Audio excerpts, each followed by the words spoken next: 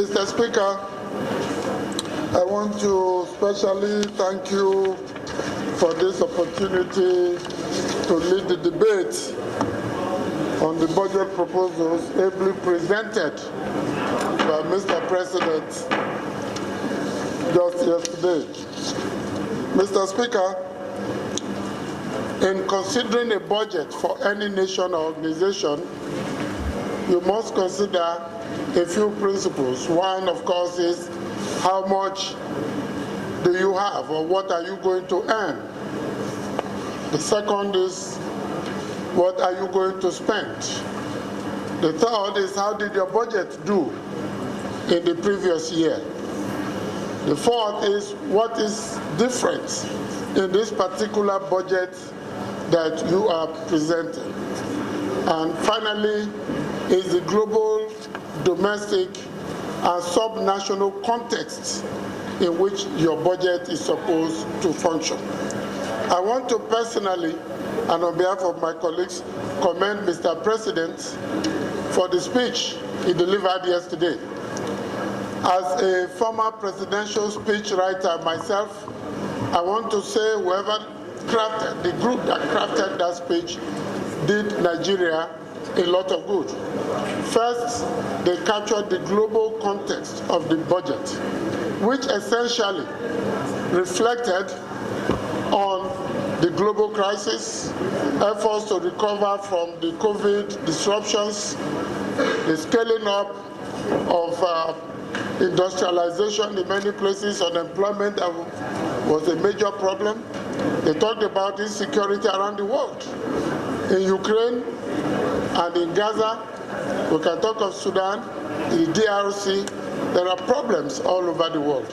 And these have direct impact on the economic, political, and cultural relations within and between nations of the world.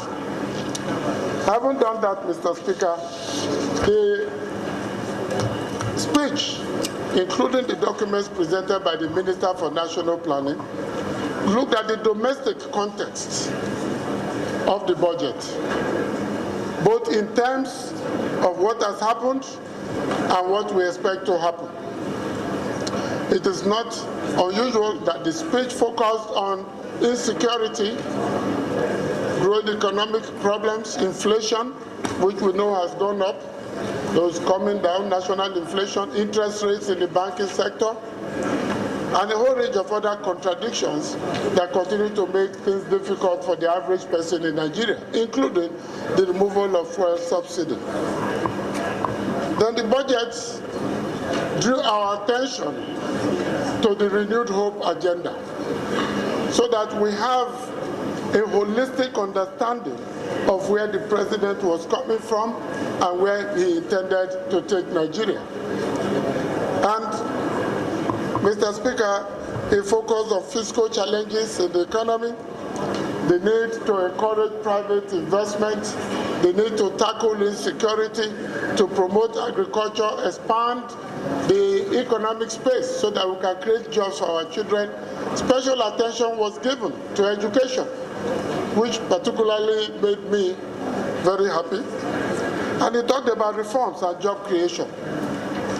Having done that, Mr. Speaker, the budget decided to look at some strategic areas into which the 2024 budget will deploy resources. And if you look at information available, you will see that defense, security is number one. And I want to personally thank the President and his team, because I have said severally on this floor that I cannot even go to my constituency because of the dreaded Bini Auchi road. There's no other way to get there because of insecurity issues. And I'm sure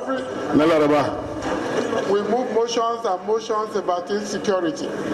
So that it is taking almost 12% of the budget is not an accident. He talked about the need to overhaul the entire security architecture. And I believe that once security is properly tackled in this country, among other things, there will be an increase in the production of goods and services. Many businesses today, they close by 6 p.m.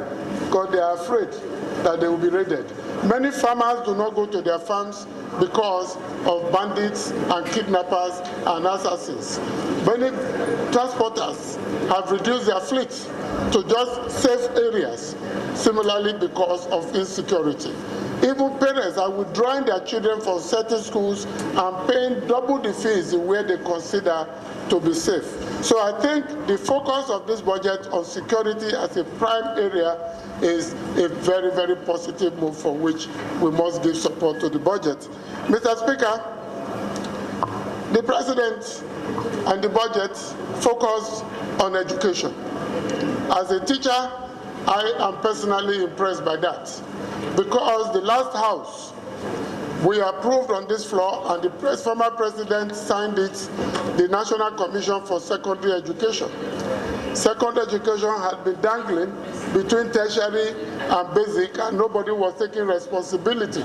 So you go across the country, you find dilapidated structures, ramshackle buildings, caving-in roofs where our children are supposed to be learning. Now there's a commission for that, and it's going to be taken care of. UBEC has a statutory budget allotted to it, and I think that the emphasis on basic education in this budget is equally a positive one. I will leave the other sectors to my colleagues to handle as they comment. But let me just point out some of the other critical areas that the budget has focused on, which I believe will be useful for us, which we have not done in the past, which is the third or fourth part of my initial analysis. It talked about fiscal responsibility.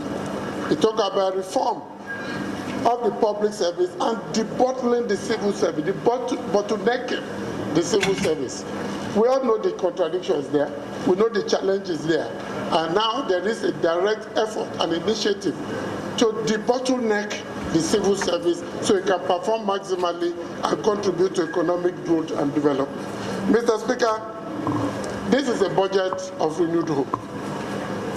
And when the President talks about renewed hope, he didn't just pick it up today. Throughout the campaigns, he talked about it. Expanding the economic space, ensuring a favorable environment for private investment, partnering with the public sector to ensure that jobs are created and groups are services so we can deal with our foreign reserves and deal with our debt servicing. But more importantly, Mr. Speaker, the budget gave foreign investors a direct signal when he committed to debt servicing and to managing our borrowing. And I think these two stands show very clearly the commitment of government to ensure that this budget serves the needs of the Nigerian people.